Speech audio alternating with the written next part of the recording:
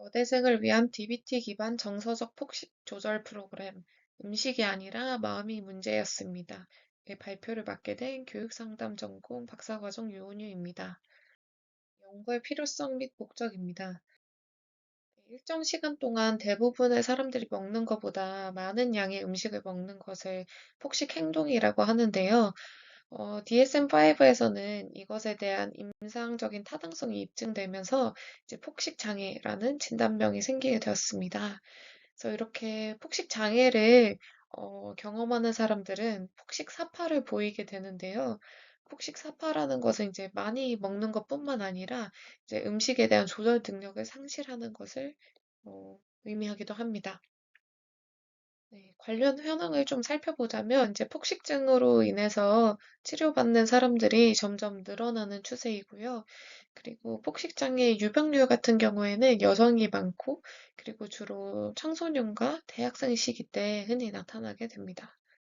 네, 폭식 행동은 많이 먹는 것뿐만 아니라 이제 대인관계, 부정적인 자기상, 불쾌감과도 밀접한 관련이 있습니다.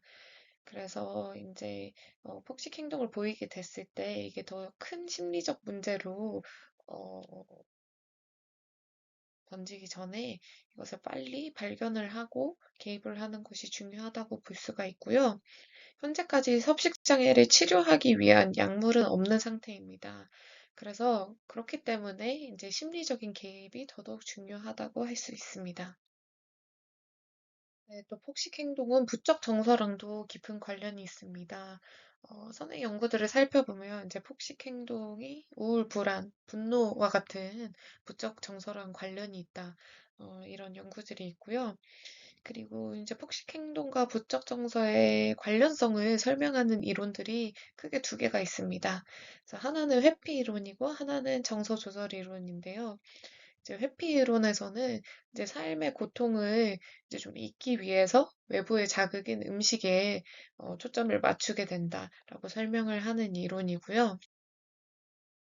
네, 정서 조절 이론에서는 이제 부적 정서를 경험하게 됐을 때 이거를 대처하기 위해서 또는 위로하기 위해서 아니면 환기시키기 위해서 이제 음식을 먹게 된다 하는 이론입니다.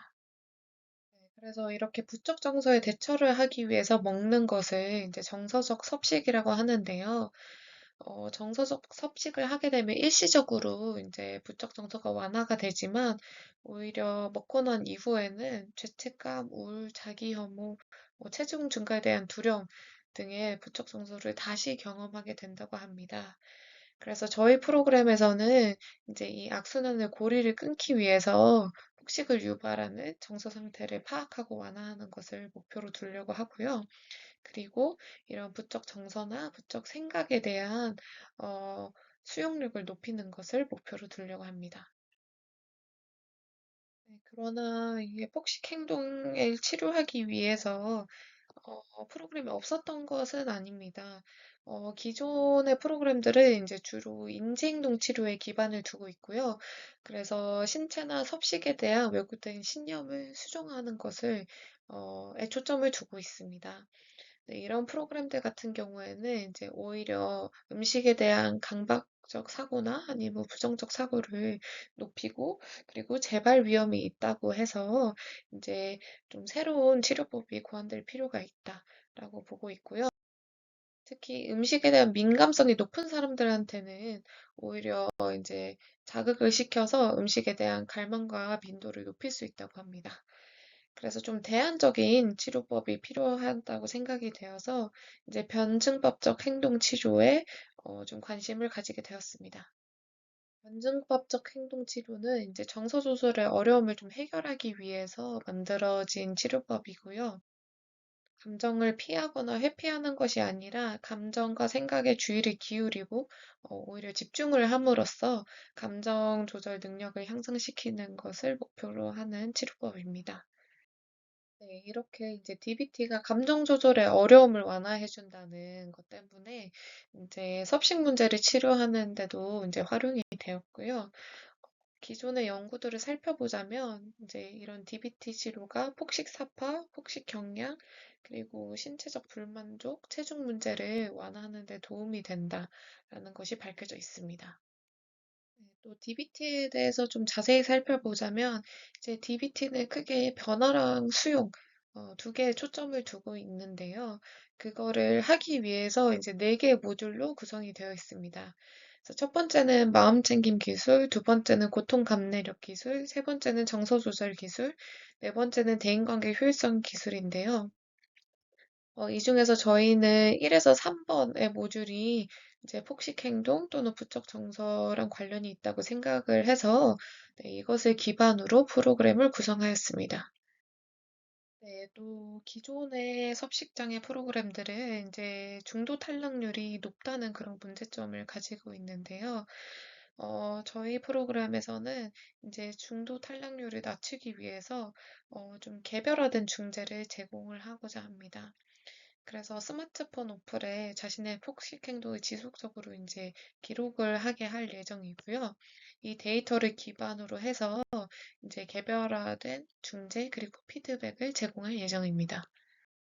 프로그램 내용입니다. 네, 프로그램 대상 같은 경우에 이제 폭식 장애가 여성한테서 많이 나타나고 그리고 주로 청소년 후기, 성인 초기에 많이 나타난다는 것을 기반으로 해서 이제 폭식 경향이 있는 여자 대학생 6명에서 8명을 대상으로 하려고 하고요. 스크리닝 같은 경우에는 이제 폭식 척도를 활용을 해서 스크리닝 할 예정입니다. 기존의 연구들에서 주로 18점 이상을 절단점으로 사용을 했기 때문에 저희 프로그램에서도 18점 기준을 이상으로 선별을 하려고 합니다. 다음은 프로그램의 목적입니다. 폭식 행동을 보이는 사람들이 이제 주로 스트레스 사건을 경험을 하게 되면 그로 인해서 부적 정서를 경험하게 되고 이런 부적 정서를 이제 조절하는 것이 어렵기 때문에 이제 폭식을 하게 되는 것이 되는데요. 저희 프로그램에서는 이제 스트레스 사건을 경험하더라도 이때 느끼는 부정적인 감정이라든지 생각에 대해서 알아차리고 수용하는 능력을 키움으로써 폭식 행동의 빈도와 강도를 낮추는 것을 목표로 합니다. 프로그램 구성입니다. 저희 프로그램에서는 일주일에 1회씩 2시간 총 10회를 진행을 하려고 하고요. 방금 말씀드린 것처럼 마음챙김 모듈, 정서조절 모듈, 고통감내력 모듈을 순차적으로 진행을 하려고 합니다. 그리고 각 모듈이 종료될 때는 이제 어플로 수집한 폭식 행동 관련 데이터를 이제 개별적으로 피드백을 해서 제공할 예정입니다. 1일기에서 간단한 오리엔테이션과 심리 교육을 진행한 이후에 이제 본격적으로 마음챙김 모듈을 들어갈 예정인데요. 2회기에서는 참여자들이 마음챙김의 자세를 배울 수 있도록 그런 활동들로 구성을 했고요. 3회기에서는 2회기에서 배운 마음챙김의 자세를 실질적으로 연습을 해보고 훈련을 해보는 활동들로 구성을 했습니다. 네, 두 번째 정서 조절 모듈에서는 이제 감정이랑 내가 왜 폭식을 하는지 그 관련성을 보는 모듈이라고 이해를 하시면 되겠습니다. 그래서 5회기에서는 이제 내 감정에 대해서 알아보는 그런 활동들로 구성을 했고요. 6회기에서는 이런 감정들이 어떨 때 폭식으로 이어지는지, 어떤 감정들을 느낄 때 폭식으로 이어지는지를 분석할 수 있는 활동지들로 구성을 했습니다. 다음은 고통 감내력 모듈입니다. 8회기에서는 이제 고통이라는 것이 계속 지속되는 것이 아니라 바뀐다. 그리고 이제 변화한다라는 것을 이제 좀 알 수 있게끔 하는 활동들로 구성을 했고요. 9회기에서는 이제 현재 내가 고통을 먹는 걸로 처리를 하는데 먹는 거 말고 할 수 있는 대안 행동들을 찾아보고 그리고 연습해 보는 활동들로 구성을 했습니다. 네, 그리고 10회기에서는 이제 프로그램이 여기서 종료가 되지만 프로그램 이후에 이것을 어떻게 일상생활에 녹여낼 수 있을지에 대해서 좀 계획을 세우고 프로그램을 마무리하면서 드는 감정과 생각을 나누면서 이렇게 프로그램을 종료하려고 합니다. 그리고 프로그램을 진행하는 동안 이제 매일매일 참여자들이 생태순간 평가를 기반으로 한 핸드폰 어플에 자신의 폭식 행동을 기록하도록 할 예정입니다. 그래서 참여자들한테 매일 어느 정도의 음식을 먹는지, 하루 동안 어떤 감정들을 느꼈는지, 그리고 하루 동안 폭식 충동이 어느 정도 있었는지, 그 충동이 얼마나 강했는지를 이제 기록하게끔 해서 이제 각 모듈이 완료가 될 때 이제 시각적인 데이터 분석과 함께 제공을 하려고 합니다. 다음은 요구 분석입니다. 네, 저희가 이런 프로그램을 구성하기는 했지만, 이제 실제로 이런 요구가 있는지, 그리고 수요가 있는지를 조사를 하기 위해서 요구 분석을 진행할 계획입니다.